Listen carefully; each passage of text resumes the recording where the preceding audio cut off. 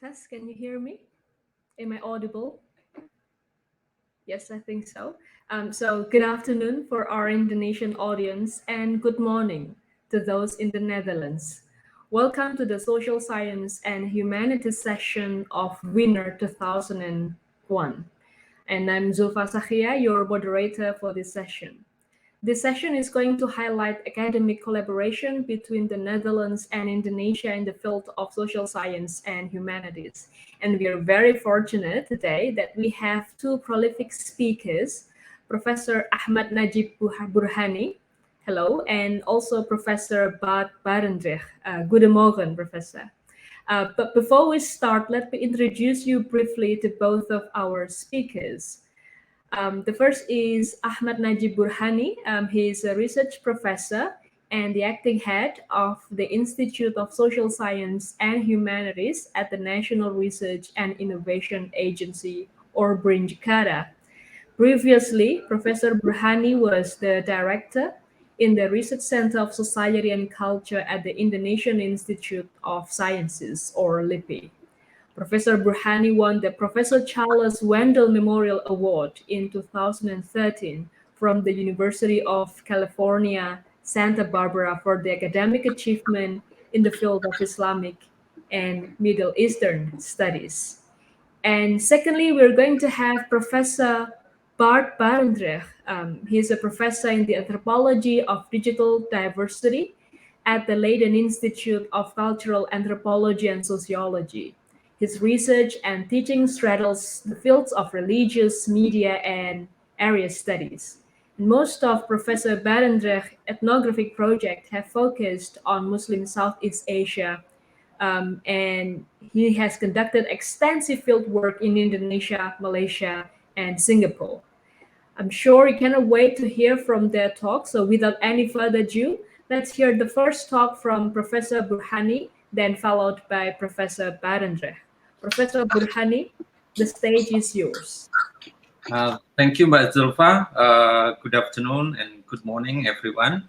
And I'm glad to be here. And I'm also glad to meet Pak Bart again and Mbak Zulfa again. I would like to use this opportunity to introduce the Institute of Social Sciences and Humanities and possible collaboration that maybe we can make between BRIN, National Research and Innovation Agency of Indonesia, and some research institution in Netherlands. Can anyone help me to? Yes, this is my PowerPoint. So this is the PowerPoint that I would like to share with you. The first one is, this is just the title. Next, please.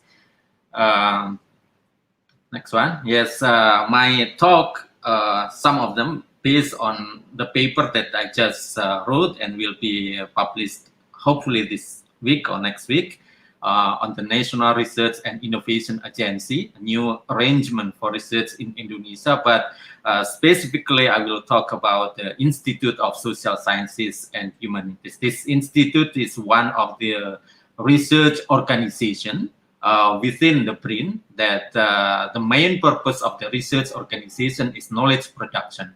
So producing knowledge, producing publication, books, articles, and also information regarding certain issues on social sciences and humanities. Next one. So just a brief information regarding the BRIN. It is an institution, perhaps now the only research institution in Indonesia after the merging or integration of 4 research institutes within the country, namely BBPT, Batan, LIPI, and Lapan, and also what you call it, like this after the dissolvement of Kemenristek, the Ministry of Research and Technology, and right now it has like around 11,000 researchers, and next year will be added from 44 research within ministries and institutions in the country, will be added around 9,000 researchers. So this one is a big research institute in Indonesia, research agency in Indonesia. The main purpose, the mandate that that is given to this agency is to improve research capacity and competencies, in particular in terms of research infrastructure, and also another mandate given to this institute is to enable government as a facilitator, or perhaps we can say that to create ecosystem of research in Indonesia, and then also for the advancement of global network, global collaboration between Indonesian researchers and international academic community. So this institute is not under certain ministry, but it is directly under the president, and what you call it, that now some people say that it is like a super agency because of the infrastructure and the capacity of the researchers, and also perhaps the amount of the budget that given by the government to this institute. Next one. And here is the structure of the organization of the BRIN, and you can see here in the right one is the research organization, or we call it in English institute, research institute, which is that we can see a number of institutes within the BRIN.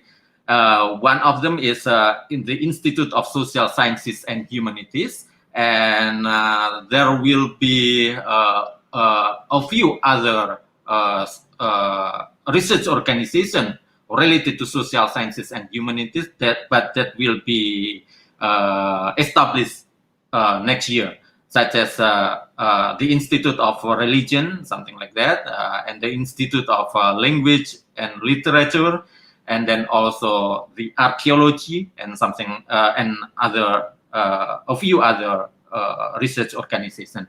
So, like I said, the main purpose of this research organization or the institute is knowledge production, while the knowledge translation into policy brief, policy paper will be done by the deputyship within the BRIN. There are 6 deputyship right now, and one still not exists. This one is related to Inovasi Daerah. Next one. So, like I mentioned before, there are 3 directions and 7 targets, and one of them, as you see here, refocusing the research program to increase the value added to local natural resources and diversity. You can see here the cultural diversity is one of the purpose, one of the target of the this research of this agency. So, as you can. As some of you perhaps aware of, that Indonesia is one of the largest laboratory for languages and we have 700 ethnic languages in Indonesia, and we need to dig to study to analyze that one, and then perhaps some of them is already in danger. We need to protect them, and then this one, the mandate is also given to BRIN, one of them. And then, like you say, you see here, 3 directions: integrating research innovation, and then creating open, inclusive, collaborative global standard, and then helping the country in terms of economy by doing several research related that help the economic development in the country. Next one. How to create the ecosystem of research and innovation. One of them is by global collaboration. And then that's why we are happy to have like Pak Bart here, and then we can collaborate in several research. And we have the plan next year to invite several scholars and academic community from foreign countries to join us with the program called BRIN fellowship, or BRIN postdoctoral fellowship, and BRIN professorship, and something like that. That we provided around, if I'm not mistaken, 10,000 fellowship next year, starting next year. Next one. So this one is the 4 pillars of the development of Indonesia. I will not talk all of them. I just focus with one of them: pembangunan manusia and penguasaan iptek, development of human being, human resources, and also what you call it, like how we know about science and technology, how we become master of science and technology. And one of them is, like I said, the issue of social sciences and humanities. Next one. Click 4 times because this is like one page. So you can see here what is the contribution and role and position of social sciences and humanities within the BRIN. As you can see here, that one of the role of this institute is studying about the human being, the human dimension of the research. And then the second one is studying about the diversity and the international integration, creating perhaps a strong national cohesion among Indonesian citizens. And one of them is like studying marginal communities, like in Papua, in Kalimantan, and some other places. And then studying about local wisdom, local culture, and then making them the basis of contemporary sciences and something like that. And then also studying about the character of the nation, and then producing like national innovation. And also perhaps this one is strongly related to Pak Bart, is social humanities, cultural humanities, social digital humanities and digital societies. Studying about like artificial intelligence, and also studying about cybersecurity, and also perhaps digital disruption, and all topic related to that one. The next one. Next, please. Yes. So we previous slide. This one is the previous one. One slide before this one. Yes. So starting next year, we have 2 main programs. We call it like House of Program. I don't know how to translate it into English, but the first one here, as you can see here, is on identity, diversity, and culture. So within this cluster of program, we can see that one of them is the development, the inclusive development in Papua, and then also strengthening our expertise in terms of what you call it, like neighboring countries, like Papua New Guinea, Timor-Leste, and something like that, and more knowledge understanding about this our neighborhood. and also strengthening our identity, national identity and democracy by studying religion, ethnicity, and civil society.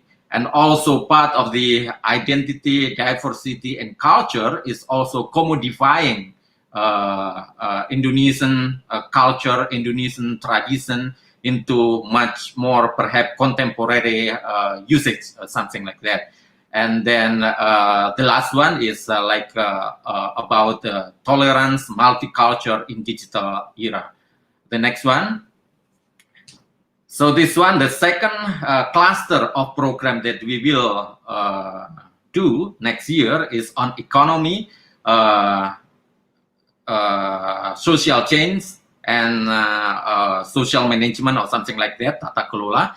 And there are a number of projects that we will do. One of them is halal industry, sharia economy. This one is related to fashion, and then culinary, what you call it, like gastronomy or something like that, and also halal food, and also perhaps vaccination and something like that. Although the name is halal industry, sharia industry, but the scope is very wide, including perhaps banking and finance, and also studying about, like I said, a marginal community, maritime, and also social change in digital age.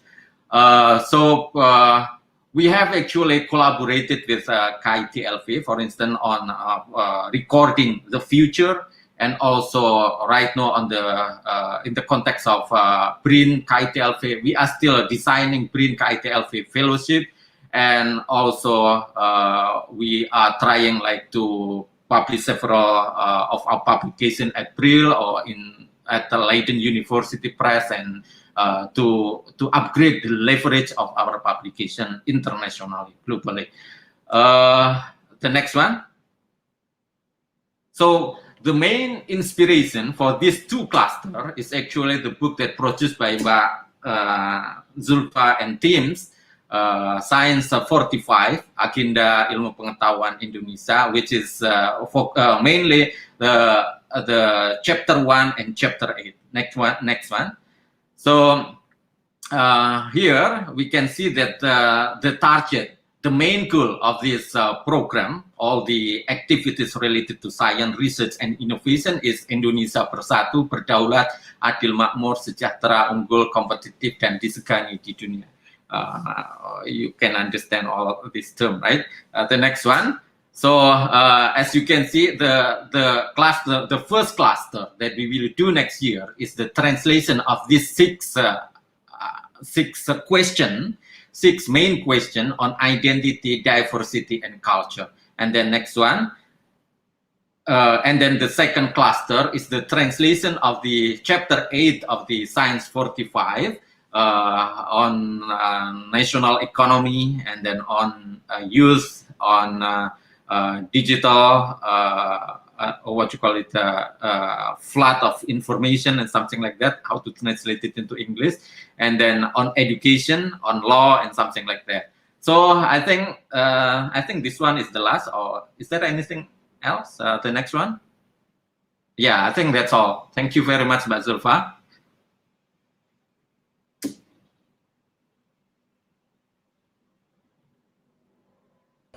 Yeah, thank you very much for the very insightful presentation, Prof. Burhani. We learned from your presentation that BRIN is actually a huge research organization directly under the President's supervision, and it focuses on knowledge production and innovation. So a healthy research ecosystem, like what you have explored before, is central to the development of a research organization such as BRIN. And I think this winner is a great opportunity to explore possible collaborations. And to explore these possible collaborations, let's invite our second speaker, Professor Bart Barendrecht.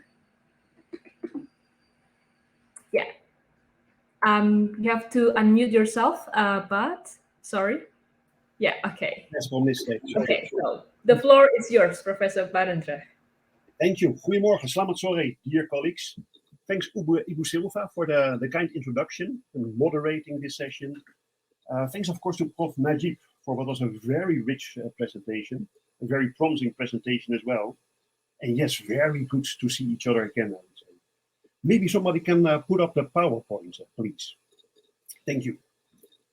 I understand that my role is to briefly respond to some of what Professor Najib has been presenting just now, but also to help us think of how to move forward with the Indonesian-Dutch cooperation, particularly the one in the field of social science and the humanities. I will do so by addressing what I see as three main challenges, and challenges rather than risks. The first being the challenge of doing interdisciplinary SSH research, the challenge of drafting national research agendas, and thirdly, the challenge of what I call clusterization, and the possible fragmentation of such agendas. I also would like to explore a little bit the potential cooperation of one particular field, that's Professor Najib briefly referred to in his talk, and that's the example of the halal industries. A little bit of reservation here. In contrast to Professor Najib, who works at a national research agency, I surely don't pretend to speak for all Dutch participants here present at Winner. I'm merely the director of a local anthropological institute. Hence, my view is very biased, I would say, and mostly a view from Leiden. Okay, so keep that in mind if you listen to my comments on Prof. Najib's talk. Let's start with the first challenge, and I see that the first slide is already up. It's the challenge of interdisciplinary research in the field of social science and humanities, or as it is commonly abbreviated, SSH. When talking about SSH, you notice that I've put here a question mark behind SSH. We are, in fact, talking about a huge domain, a domain of sometimes neighboring, oftentimes very different disciplines. In the Dutch definition, and I put here in purple a diagram which is taken from a domain overview, SSH domain overview, published in 2017, called Together We Stand Strong. This includes at least 27 major scientific disciplines, which is a lot, being taught at 52 different Dutch faculties, but mostly grouped together in 4 categories: law, economy and business administration, social and behavioral sciences, where I'm mostly at, and the humanities, which in our definition includes archaeology as well. I have to say that the usage of the SSH label, social science and humanities, for a very long time has been popular mostly among policymakers, university administrators, and more so than, for example, among scholars on the ground like me, working in social sciences. This has changed quite recently, I would say, the last 2-3 years, mostly because of external realities, I would say. And one of them very clearly is a financial reason. It has to do with the threat of budget cuts for social science and humanities, and the transfer of budget to more technical or medical disciplines that is talked about. In spite of SSH scholars being extremely successful, I would say, in contributing to the Dutch service economy. And so we feel somewhat underappreciated. The other threat that doesn't come as a surprise has to do with the current COVID pandemic, which interpretation mostly has been left to, I would say, the medical sciences, not to an SSH perspective. This has led to a call to highlight scientific realities other than infection rates, modeling possible casualties. For example, in this new expert database, and you see a picture of a website here, which is called the SSH COVID-19 database, which all our efforts to think more as SSH scholars, a collective of SSH scholars. And yet I would say, and this is interesting for the Indonesian colleagues as well, it remains quite a challenge to think and define what holds these SSH disciplines in practice together.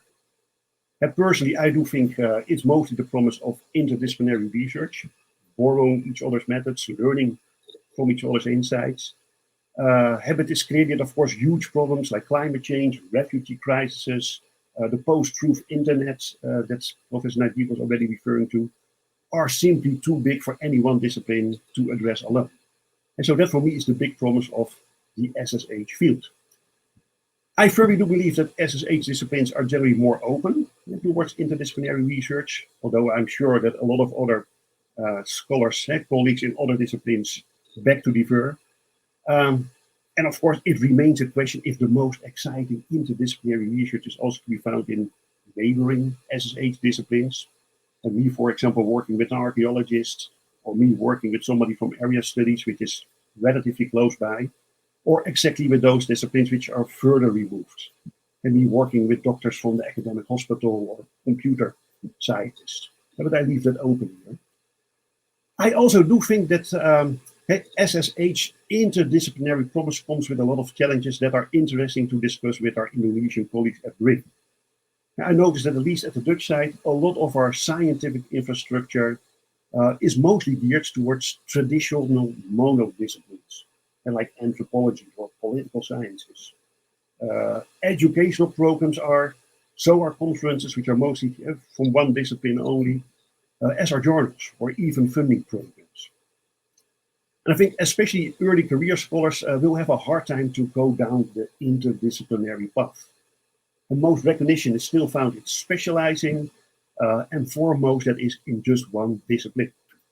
And so for me, the first big challenge that I feel we can explore with Pa Najib and his colleagues is how do we train a future generation in becoming well-versed SSA researchers? And who are our interdisciplinary role models in that sense? Is such training about theoretical insights, borrowing each other's methods, both? There's a lot of questions here that we can together explore, I think. Now, let's quickly move on to the second challenge, and can we have the second slide, please? Thank you. And that's a challenge which is about research agendas. And like Indonesia, Dutch academia, together with Dutch research agencies, have put together a national research agenda, the NWA, Nationale Wetenschapsagenda.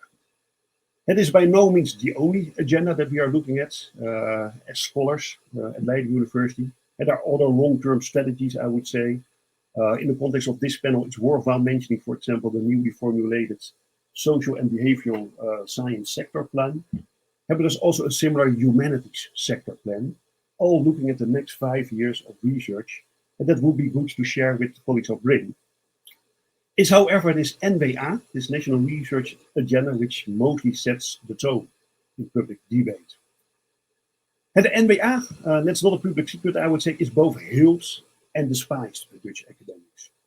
It brings together universities and partners that hitherto have worked not so much together to address big, urgent problems, as described in the SDGs, for example, but it also addresses more local issues that are equally urgent, I would say. One often heard critique, though, that especially something you can hear among anthropologists and area studies scholars, is that it's also very much a Dutch research agenda, and given in by Dutch economic or Dutch political interest. In reality, of course, this is far more nuanced. I don't know if I completely buy into that critique.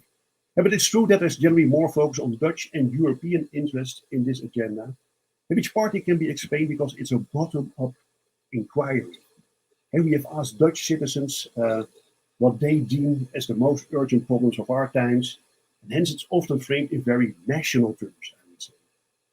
And there's a risk here, which I also would like to share with my Indonesian colleagues, and that is that in formulating such questions, often bottom-up questions, may very easily result in a too narrow national focus.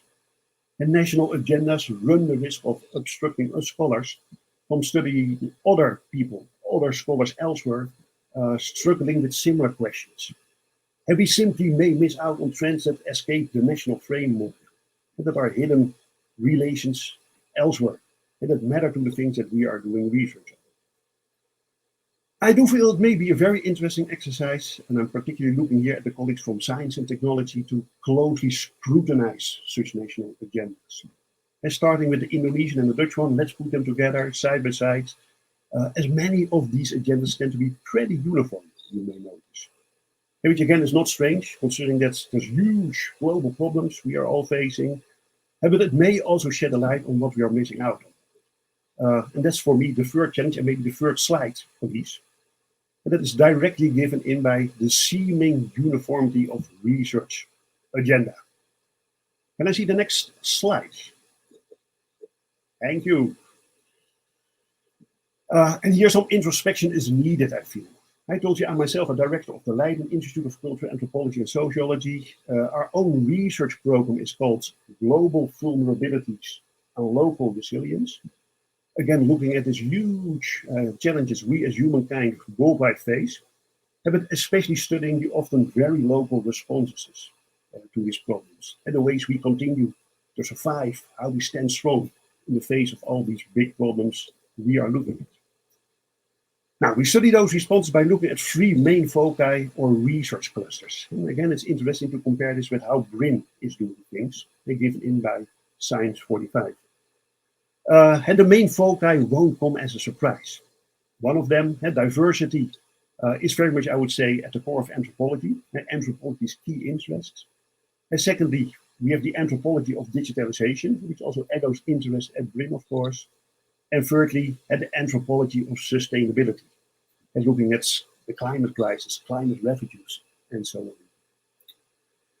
I would say the originality of the Leiden research program is not so much in this foci, but it's more in how we try to connect them, and the synergies they help provoke in having them continuously talk to each other. Especially also the key idea of a shared methodology, which for us combines qualitative, quantitative, anthropology, sociology, but also digital and audiovisual methods. I guess this is all a plea for a good old holistic approach. Again, you're listening to the anthropologist. This is one of our hobby horses. But I do feel that such an integrated approach not only helps understand how some of these big challenges we are facing are actually deeply interrelated. It may also shed light on other things we as SSH scholars try to study. And here I'm particularly interested in one of the examples Professor Najib was giving, had the one on halal industries. No surprise, I already said I'm working on that myself, but maybe we can have the next slide, the last slide. Professor Najib mentioned the examples of food and fashion, of food certification. There's other great research, much of which is done by young Indonesian early career scholars. A lot of them actually affiliated to formerly LIPI, now BRIN, including work on modest fashion bloggers, social media preachers, think here Islamic youth culture as well. Professor Najib himself already referred that I'm working on artificial intelligence in Islam. I'm also very much interested in the study of digital Islam at large. And so allow me a few words just to show like how a more integrated approach may work and may help us understand digital Islam as a great showcase of how our SSH research may benefit. And from disciplines working together, learning from the tools we all use and putting them together. Digital Islam, of course, is obviously about digitalization, our first research cluster. And what new immersion tools appear, how they afford for new audiences, new modes of address as well. How are you addressing your new audiences? And we have noticed a huge move away from textual things to visual contents. I think Instagram posts, TikToks, memes, and the like, which are all being produced with firm Islamic flavor. And you can also think here about how different groups of people speak for and on behalf of Islam due to new digital affordances. It's not because of digital technology, it's surely facilitated. And yet the halal industries are also a perfect showcase of diversity, I would say. The second of our foci, the second cluster.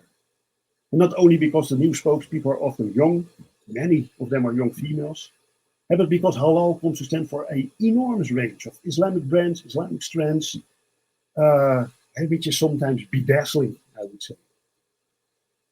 Besides the promise of diversity, there's also a threat to diversity. It's good to keep that in mind in directing our studies to the field of digital Islam. And we all know that certain money flows, either from the Middle East or other dominant players, clearly favor particular readings of Islam over other ones.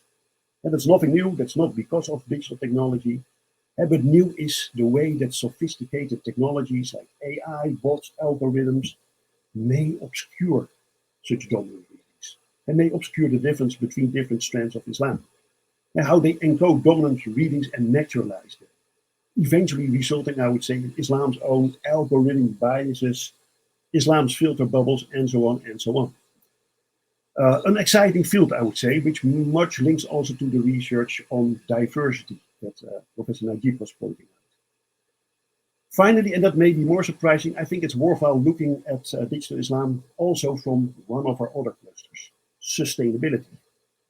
How can we interrogate digital Islam in the ways it envisions other ways of doing business? By resorting to Islamic notions of environmental accountability. And thinking of concepts of the hereafter, the akhirah, stewardship, khilafah, and notions that all can be mobilized to critically address the huge demand of what is proudly hailed as the Industry 4.0, but making a huge demand on our planetary resources. And I would say there's a lot of exciting ways that we can look into this stuff. Now, there's clearly much more to say here, but I know there's also other people that are probably willing to talk and ask questions. I think the halal sector in particular is a very interesting test case, Professor Najib, to develop and test our creative interdisciplinary SSH skills. That's probably why I put it here on the table. It offers a tremendous potential of problematizing our own, sometimes narrowly defined national research agendas. And we all know, of course, that Indonesia is a very strong player if it comes to halal industries, that has strongly positioned itself as a local halal hub. It also takes its inspiration from elsewhere. I think Malaysia, Turkey, the Middle East, even Europe, where there's a lot of Muslim minorities doing similar things, I would say. I do feel that there's a challenge in studying those things together, beyond our own national research agendas, but also looking at how all these things are connected with each other. And that's something that we may discuss on a future occasion. For now, Ibu Sulfa, over to you now, as there surely others that wish to ask things, but not without having congratulate our Indonesian colleagues with our brand new National Research Agency. And without having said that, I'm very much looking forward to working together with our BRIN colleagues, especially Professor Najib, of course. Thank you.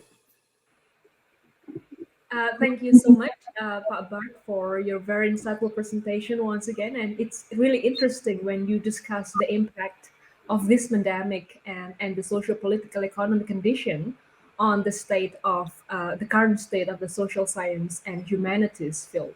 And I think it's a global trend with the issue of budget cutting and research funding and so on. Another point that is really interesting from your talk is that global vulnerabilities and local resilience has been a very important keywords during this pandemic. And also another point is that from your last point is that I think we have identified several things that might be of concern. The halal industries, which now go more digital and getting more diverse, so that this push for a more creative approaches and methodologies and social science and humanities. So I think the thing that you've been exploring is really a fertile ground to explore. And I'd like to invite Professor Najib for your response on these issues. And we'll also invite questions from the audience. If you have any question, please drop it in the chat box or in the comment box, and I'd like to address that to our speakers. Professor Najib, over to you. Yes, thank you, Mbak Zulfa and Pak Bart. I'm happy to hear the presentation from Pak Bart, and particularly the possible collaboration in several areas, such as on digital religion or digital culture. And that one is Pak Bart is one of the experts on that issue. And the second one is on halal industries that we can perhaps we had a discussion actually, Pak Bart, with Leiden University with possible collaboration. What you call it, like Netherlands, NIMAR, right? NIMAR, that there are some similarities, some, of course, some differences between Indonesia and Morocco, and Leiden University has a center there, NIMAR's Netherlands. How to translate it in NIMAR? the Nederlands Institute for Morocco.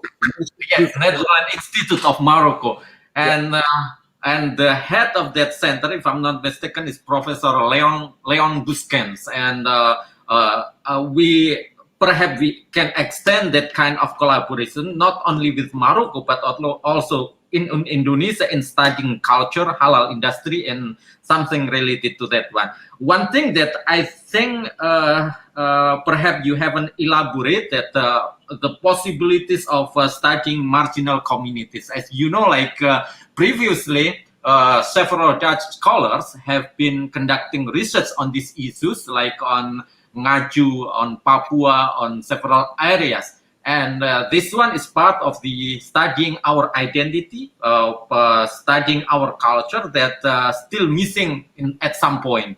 For instance, if I mention about Pegunungan Bintang in Papua, Oxmin, there's almost no scholars, no ethnographer have been there before. And then that one is one of our homework to study, to open the path studying that one. Maybe some other scholar can join this one, but of course, in terms of like collaborating with you, digital culture, digital religion, and halal industry, perhaps is one that we can work together. And as you mentioned that on local resilience and global vulnerabilities, we can see that the issue of in our society could not be what you call it, like separated from social sciences and humanities. And the issue of COVID is an example of that one. You can see, for instance, in the case of not Papua, Madura, for instance, that you cannot just giving them vaccine or providing them with health protocol, but you need to understand the culture of that society. So that's, I think, my response, Mbak Zulfa. Thank you. Yeah, maybe Pak Bart, you can respond to that directly. The responses that Prof. Najib has given. Thank you. Yeah, thank you, Zulfa. Thank you, Najib. And these are very exciting examples, of course. And reason, of course, for giving the example of the halal industries again is that I'm very biased. It's the thing that I'm working in this particular field. I have some great colleagues doing good research, of course, on marginal communities as well. I think particularly if we talk about this local resilience, and that's the key of studying, of course, marginal communities. And getting away from the often very nationalist interpretations of the great challenges we face, but are there other values, are there other meanings being invested in those challenges that simply escape the monitor? And I think the very example of COVID that you gave is a great example. And we hardly do know of all those and more people in the margins that's we maybe commonly consider from our international capital to anti-vaxxers because they refuse to be jabbed. That is probably something else behind reasons of rejecting or doubts, or that may have to do with the ways they view the world around them, which needs to be studied. It may also be very well that we simply miss out on possible solutions to this crisis or other crises that are at the heart of traditional indigenous worldviews. So yes, I would absolutely accept that invitation, and there's some good colleagues that we can direct to you as well. Yeah, thank you, Robert, for your response. I think this conversation is very productive that we have identified several fertile grounds for potential collaboration between Indonesia and the Netherlands. But previously, you mentioned at the end in your presentation that because of the different forms of industries that go more digital and getting diverse, can you please explain a bit more the different approaches and methodologies in the social science and humanities that you mean? Is it the interdisciplinary mode or what? Thank you, Bart. Thank you for the question. Again, I can mostly talk, of course, from my own work. We only just started 1 month ago with a new project, One Among the Zeros, which is a project on AI in Islam, AI in Southeast Asian Islam, mostly about religious AI makers, but also religious AI users. And all the kind of new exciting experiments we see, Islamic chatbots, fatwa databases, and so on, which are driven by AI technology. But also the new kind of ethical dilemmas people stumble upon and dealing with those technologies. And the main idea is that we are not so much interested in comparing, let's say, what Islam does with AI, a bit more secular interpretations, but exactly the diversity within Islam itself. Now, methodologically, that's a great challenge, because, of course, we anthropologists, we come with our usual hobby horses. We do participant observation, long-time immersion. We talk to people.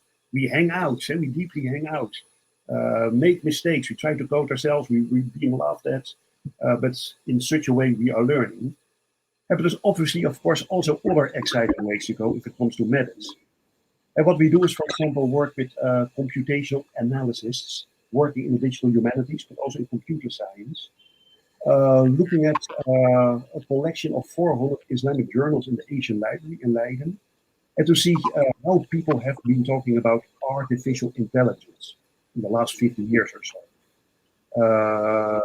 With big data analysis, trying to look at patterns, the words people are using, are these local terms, is this AI as an English concept, how are these things changing? How are the moral dilemmas also changing? And that's an enormous task that I, as an anthropologist, hardly can imagine how to first start. We are also working with people making films and doing, for example, graphic novels, and looking at what's research programs, educational programs in design, for example, are teaching, and how you can disseminate research findings on often very obscure technologies and black box technologies, algorithms. How would you present them in such a way that people can debate them? And there's a lot of talk about digital literacy, both here in the Netherlands, but also Indonesia. But how do you start working on it? How do you start disseminating it? And graphic novels will be one way of popularize such a thing.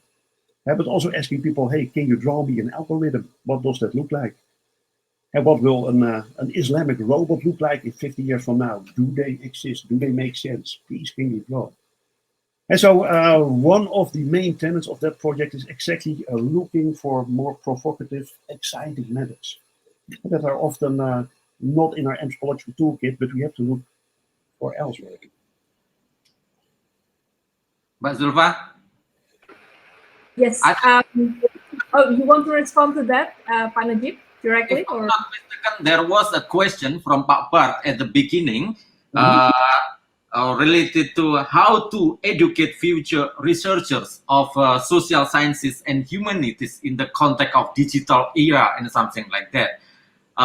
Previously, there was a program between KNAW, if I'm not mistaken, and LIPI to create historian.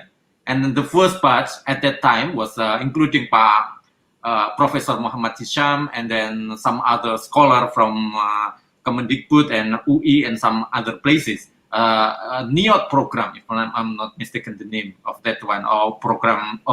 And if the question raised by Pak Bart related to how educate future researchers of social sciences and humanities could be implemented in terms of our collaboration, that would be good. I mean, Pak Bart can have number of students from here, from BRIN or from other universities in Indonesia, and we can also invite researchers from Netherlands to work here at BRIN with our fellowship. And on the issue of that you mentioned on what you call it, like using digital methodology and something like that, and that one hopefully can be implemented soon by sending student or researcher to study, to pursue master or PhD degree there, and then also inviting Dutch scholars with this. Hopefully Pak Bart himself coming here to Indonesia and working here for 6 months, or 1 year or 2 years at BRIN, and then on that kind of project.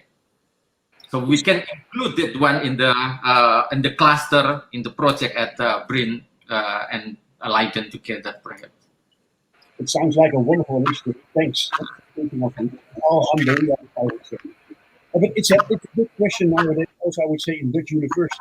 It is often talked about notion, romanticized idea of we all should be doing multidisciplinary research, interdisciplinary research. And the whole idea of SSH is about borrowing each other's methods.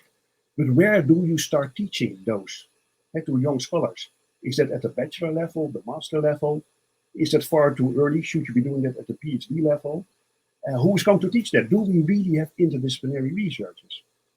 Like, I feel it's sometimes too easily talked about without thinking about the consequence and what it in real life may look like, interdisciplinary research. It's more difficult than we often think. Yeah, I would agree, Pak Bart. Maybe it's digital anthropology. It's a brand new approach or branch in anthropology with the emergence of artificial intelligence and many other development of technology. But then, yes, a more concrete program will be planned by BRIN. I think it's a brilliant idea there given by Pak Najib. So maybe after the pandemic is getting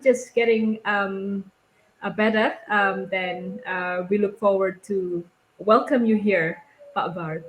And Thank here we've got several questions. I'm going to look at our chat box. Here we've got the first question from Pak Peter van Tujil. So the research agenda outlined by Pak Burhani is really overwhelming, from religion, law, behaviors on the internet, even to gastronomy or culinary. It calls for the question, what will be the priorities, Pak Najib?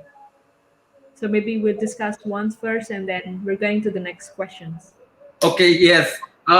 Several programs that I presented actually have been started 2 years ago. And then the priority for next year, like I mentioned, the program that we haven't started yet on 3 areas. The first one is digital religion or digital culture. And then the second one is marginal communities. And then the third one is related to economy, halal industry, and sharia economy. So that's the priority that we will do starting next year. And those 3 are really relevant to Pak Bart's research area. So that is, so this is truly a matchmaking, forum. Okay, and the second question is from Siko Fisher, echoing Peter van Tuji's question to Pak Najib. The breadth of the themes under BRIN is impressive. What would be the specific focal points in the cooperation with the Netherlands? So maybe those 3. So what's the focal points cooperation? We are still searching on this point at this point, and hopefully, like you said, there is a match between us. But our focus is, like I mentioned, that first internal to our culture, to understand ourselves, our nation, our identity, our history, and then the second one is directing our researchers more globally. So that's one of what you call it the purpose or the mandate from the establishment of BRIN. But in terms of collaboration, the point of collaboration, I think that 3 points can be done and can be, can become a stepstone for our researchers to go globally and also strengthen our national identity. Yeah, thank you, Pak Najib, for the elaboration. And another question actually from Busiko Fisher. And now her own question, can Pak Ahmad elaborate on BRIN SSH initiative in multi and interdisciplinary cooperation with disciplines outside the social science and humanities? So maybe this is a bit more outside your, your deputy. Yeah, perhaps we can skip. I'm sorry. Can we skip that question? Perhaps going to different session. Yeah. Okay. Yeah. So we're just going to skip this because it goes beyond Pak Najib's area. But again, Pak Bart, if we're going to what is it operationalize and start this collaboration next year, what do we need to prepare in our mind? Would you have any more operational what is it ideas or more concrete ideas of this collaboration? You mean a practical training program or like a full-fledged collaboration in that sense? Because I learned that it's going to be what is it a collaborative teaching and research on the area. So you might want to have more ideas on how we could carry on this collaboration. I have some thoughts, if you allow me. But that, of course, first thing that I already mentioned, I do feel that we need to prioritize methodological training for the future generation of students, especially if you're thinking about multidisciplinary research. So that for me would be top of the agenda, the first thing to think of. I also would probably like to know from Prof. Najib or maybe you, Sulfa, like you're working with the Netherlands or you're willing to work with the Netherlands again. You're sure they are also working with other countries. I would be very interested in like, is there a difference in priorities? If you would compare what you want to take up with the Netherlands, with Dutch scholars, and what, for example, with Japanese scholars or American scholars, is there a difference there? And maybe a thing that I would like to include in the program, but that's more daring and more thought-provoking, is that we have now this two very nice national research agendas, the Indonesian one, newly formulated, the Dutch one, which is running a few years now. Of course, they will be constantly changed, a dynamic document. But would it be nice, for example, to give a set of questions from the Indonesian agenda to a couple of young Dutch scholars and work on them, and the other way around? To see like what it would result in. Would it lead to different results? Like thinking about not only multidisciplinary teams, but multinational teams as well, and jointly publish these things. And that's very important. A third thing, and I'm not sure if that's something that we should be teaching, but that should be part of the agenda that we are talking about, is this whole idea of open science and open access, I would say. Yeah, that again is a very much romanticized ideal. It's easily said, but in practice more difficult. It will be a thing. I'm not sure if all Dutch scholars would agree, but for example, that all Dutch researchers working on a BRIN permit, an Indonesian research permit, at least have the condition of publishing a open access, but preferably also something in the local language, Indonesian or a local dialect with a colleague from Indonesia. And which also will do something in terms of that other big debate, which is looking at us in the social sciences and decolonizing sciences. Can we at least pay back, contribute to things that happen in Indonesia instead of just taking materials with us? And then there's something that, again, very much one of my own obstructions, I would say. I noticed that so far, if Dutch people are doing research on Indonesia, they go to Indonesia. But if Indonesian PhD students or Indonesian researchers are going to do research, they go to Leiden and then they go back to Indonesia to study their own country. And which I always have felt is a pity. Of course, it's a great country. I love Indonesia. It's very rich. 400 languages. Wow, where on earth would you find that? But it would be very good to train your social scientists and humanities scholars also in studying European society and Dutch society, for example.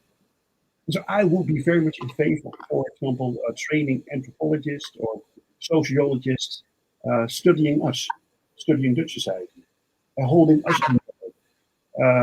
How are we dealing with the post-colonial debates with Dutch students literature?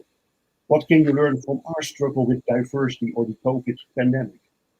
And that will be a next step, I would feel, in a more sophisticated cooperation.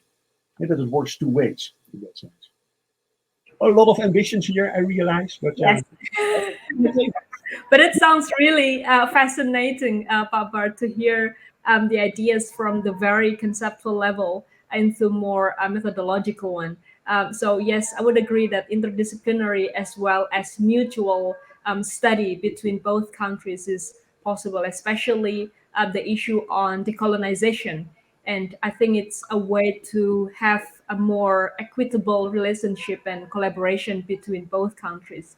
And more methodological one, actually, I have a question. If, for example, I were to be a digital anthropologist, should I have to learn the very basic coding, like language programming, to really understand how AI works and Islamic digital world works?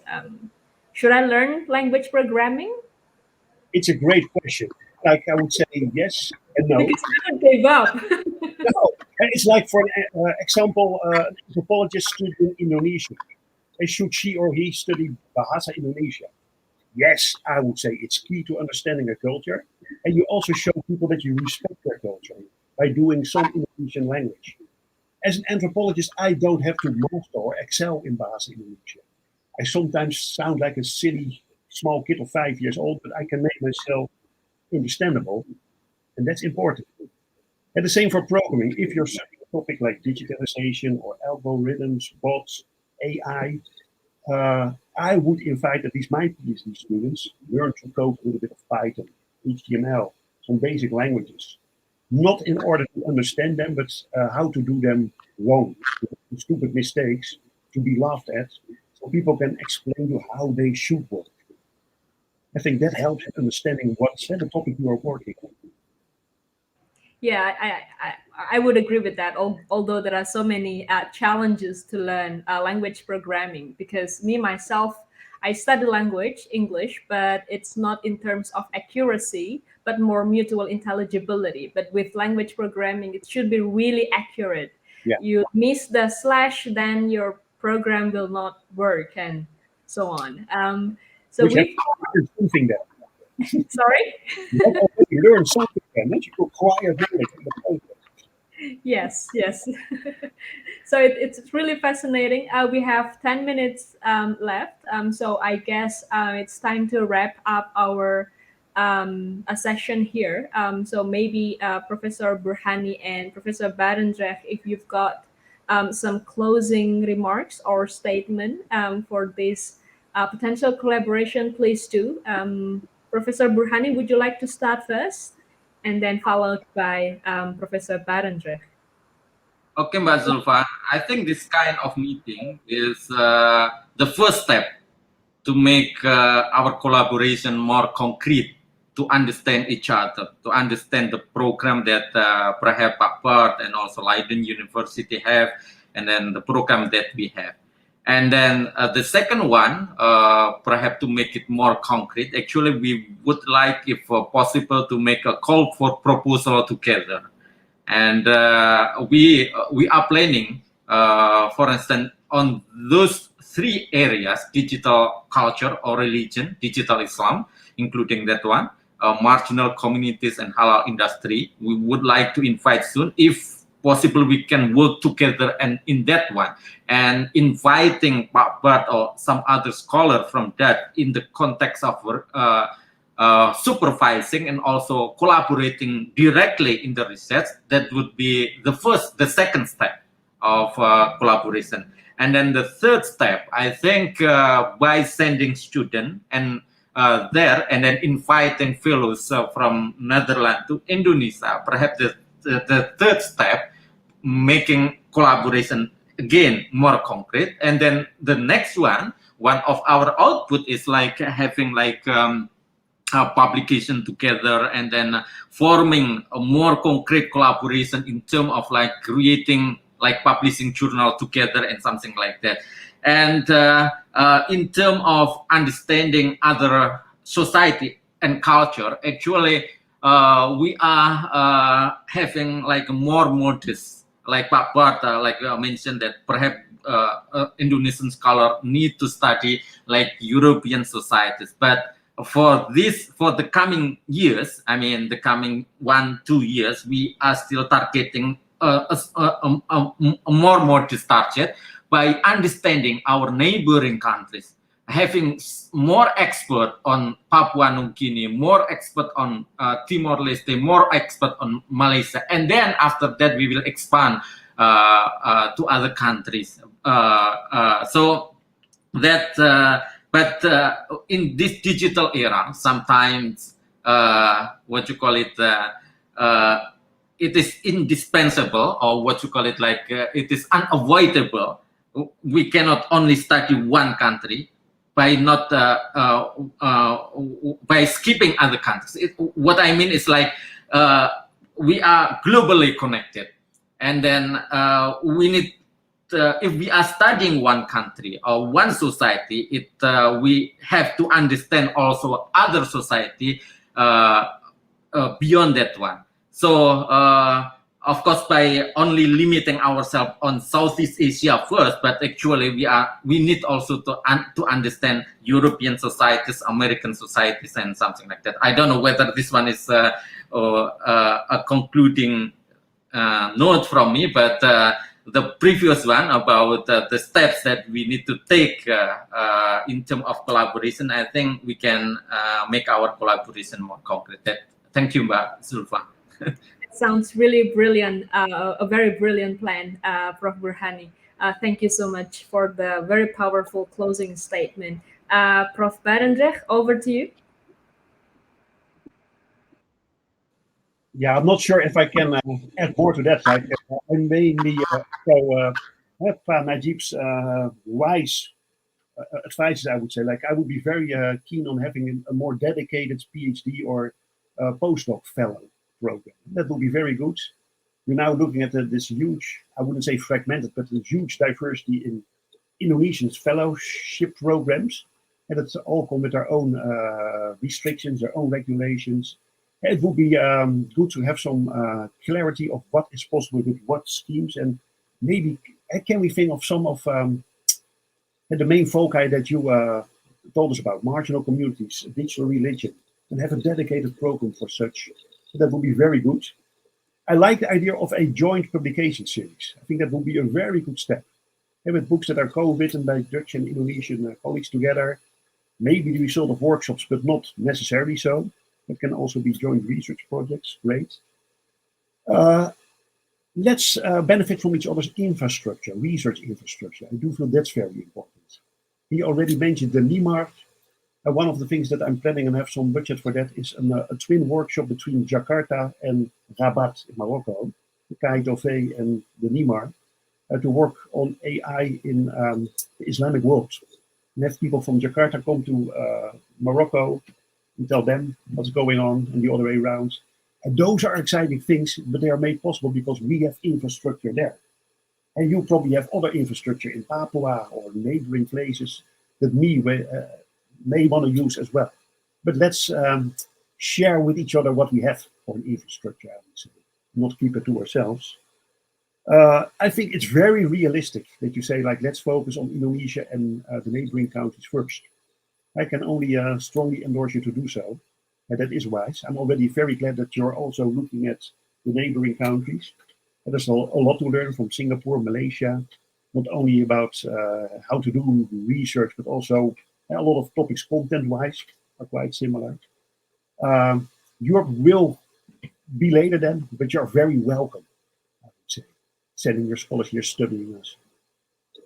So much for my closing comments, Zulfa. Thanks again for the great moderation. Thank you so much, Professor Barendrecht, and also Professor Burhani. I would say that this is a very productive conversation because we have identified several fertile grounds and areas for potential collaboration between Indonesia and the Netherlands, and also a wider global cooperation. And I think those steps of cooperation as presented by Najib as well as by Bart is really realistic and operational to work on, so that we can benefit each other's research ecosystem and knowledge production. So thank you so much for both of your insightful and inspiring presentation and talk. And I hope we can learn something from this and get some takeaway message from this presentation. I'm Zulfa, your moderator. Thank you so much for listening to our session. Stay tuned in Winner 2021.